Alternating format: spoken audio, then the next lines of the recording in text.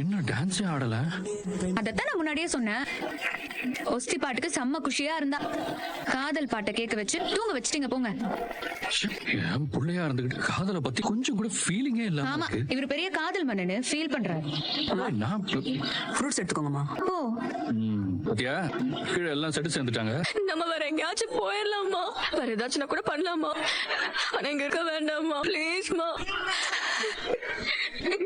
இந்த வீட்டுல எனக்கு யாரை பார்த்தாலும் ரொம்ப குற்ற உணர்ச்சியா இருக்குமா. போயிடலாமா ப்ளீஸ்மா. சிந்து, நான் சொல்றது உனக்கு புரியுதா இல்லையா? உன்னை குற்ற உணர்ச்சி ஆகணும் தான் அவங்க இந்த மாதிரி பண்ணிட்டு இருக்காங்க. அதுக்கு பயந்து நம்ம இவங்களெல்லாம் விட்டுட்டு போனோம்னா இதுதான் சாக்குன்னு நம்மள ஒண்ணு இல்லாம பண்ணிடுவாங்க. சிந்து, அவங்களாம் ஒன்னும் கஷ்டப்படலையே, நீயே பாக்குறல. வீட்டை தவிர வேற எதுவுமே இல்லைன்னு சொல்றாங்க. எல்லாத்தையும் வித்துதான் அந்த 3 பொண்ணையும் கல்யாணம் பண்ணி கொடுத்தாங்க. அவர் மூத்த மருமகன் மலேசியால தான் இருக்காராம். இது அவர் 2வது மருமகன் வீடு. 3வது மருமகன் கொடைக்கானல் ஹோம் ஸ்டே வச்சு நடத்திட்டு இருக்காரு. இப்படி 3 பேரையும் நல்ல இடத்துல தான் கல்யாணம் பண்ணி கொடுத்துருக்காங்க. இவ்வளவு ஏன் 4வது பொண்ணு சென்னையில நல்ல ஸ்கூல்ல நல்ல ஹாஸ்டல்ல சேர்த்து தங்க வச்சு படிக்க வச்சிட்டு இருக்காங்க.